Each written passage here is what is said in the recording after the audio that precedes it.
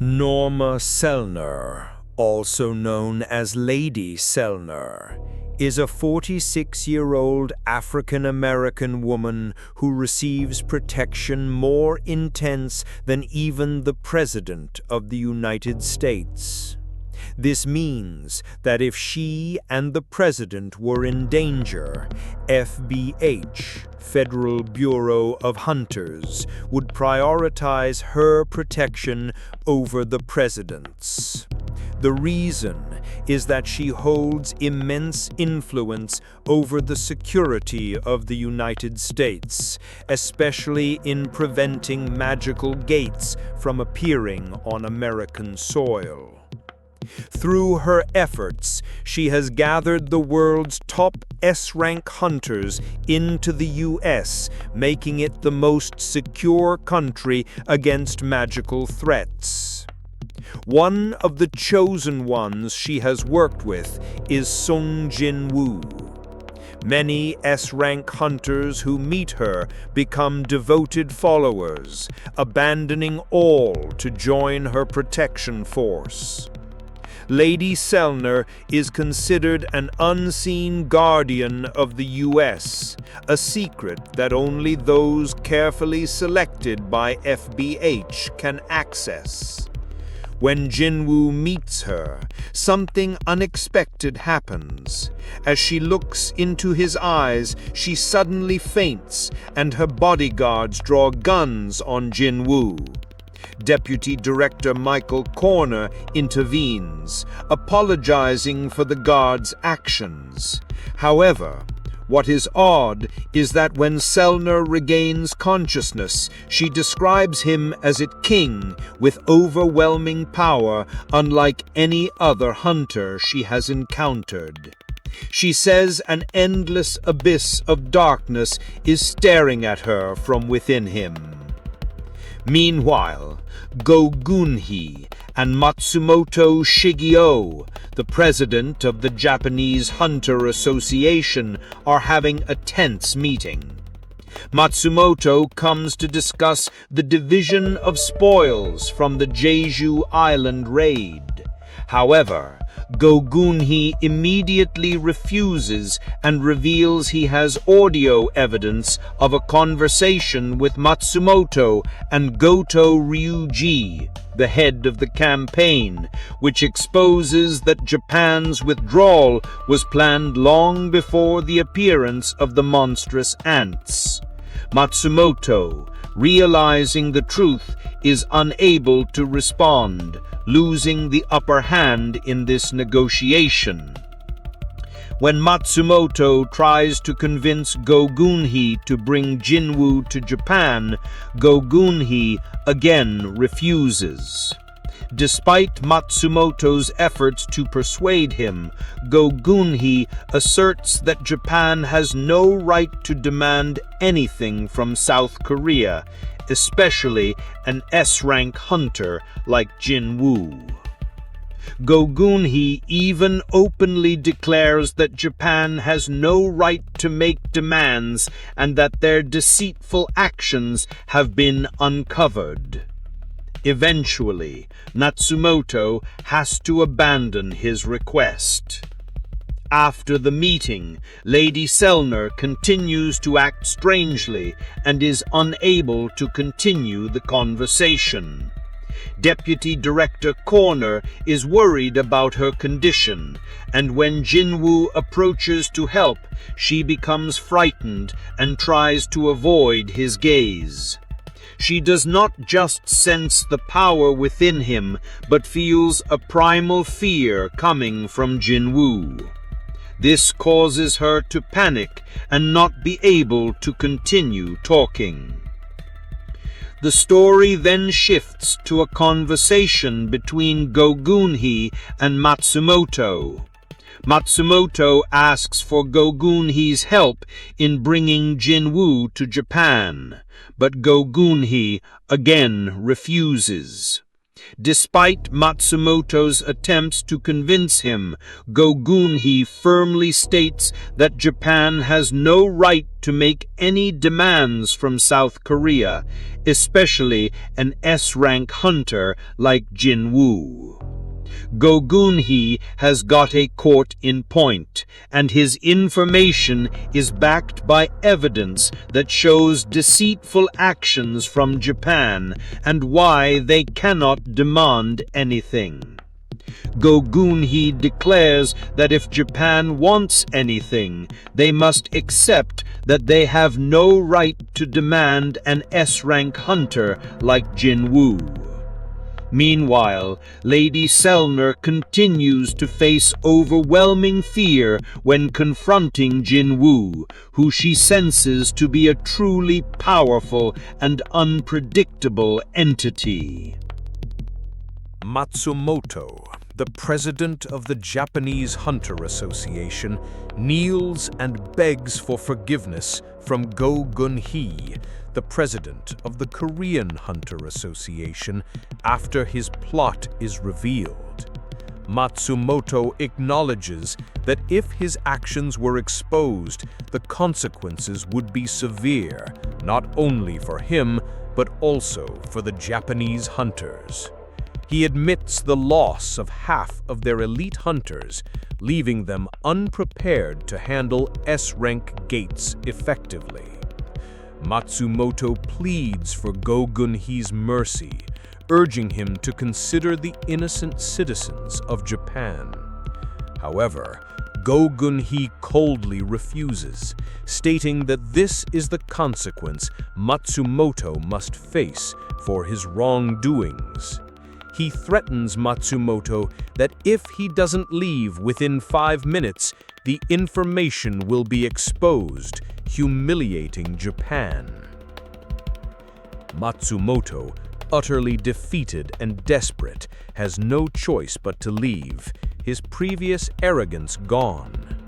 After handling the situation, Gunhee receives a call about a B-rank gate appearing in the middle of Seoul, which causes a significant traffic jam. Jinwoo, who is on the road, is notified and decides to handle the situation himself. Upon arriving at the scene, Jinwoo finds a crowd of reporters and association staff trying to manage the situation. A female staff member asks Jinwoo to stop as he doesn't have an attack permit, but he simply hands her his phone. After realizing Jinwoo is an S-rank hunter, she quickly changes her attitude and lets him in. The crowd recognizes Jinwoo and starts murmuring excitedly as he arrives to resolve the B-rank gate. Meanwhile, Yoo Jinho, the vice president of the Solo Play Guild, is at the office eagerly awaiting Jinwoo. Jinho mentions that they need a third founding member to complete the guild setup. Jinwoo nods, but when he hears Jinho's concerns about finances, he hands him a bag filled with high-quality magic stones he collected from a dungeon, leaving Jinho stunned at Jinwoo's resource-gathering speed. Back in the meeting room, Jinwoo is informed that someone wants to join the guild.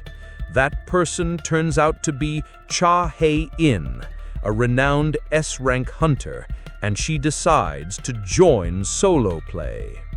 She is not only willing to join, but also accepts any challenges Jinwoo gives her, showing her determination and confidence in herself. While Jinwoo is thinking, a gentle smile appears on Cha Hae-in's face, and she is ready to face the challenge. Jinwoo is genuinely confused when Cha Hae-in, a famous S-rank hunter from South Korea, unexpectedly appears and declares she wants to join the Solo Play Guild, a guild still in its infancy with no reputation. This seems illogical because Cha Hae-in is currently under contract with the Hunter Association, a contract that typically lasts 5 years, and leaving would incur a massive penalty fee. However, Cha Hae-in claims she doesn't need any recruitment fee and shows no hesitation in leaving her current guild. This surprises Jinwoo and raises suspicion about her real motives. Jinwoo decides not to jump to conclusions, but to test Cha Hae-in's intentions by requiring her to take an entrance exam to join the guild.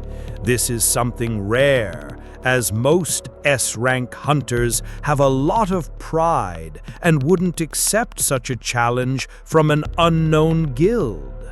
But Cha Hae-in not only accepts, but seems excited. Jinwoo then tells her she must defeat one of his summons to prove herself. Before the test begins, Jinwoo uses his shadow exchange skill to take them both to the Hunter Association's training room, a place where S-rank hunters can train whenever they like. Before leaving the room, Jinwoo unexpectedly hugs Cha Hae-in lightly, something she didn't expect, and it makes her flustered, as she had never experienced such closeness from Jinwoo before. Meanwhile, Yoo Jin-ho, who was waiting for Jinwoo in the meeting room, is shocked when he returns and sees a high orc warrior standing in front of him, an unusual sight in the otherwise quiet room.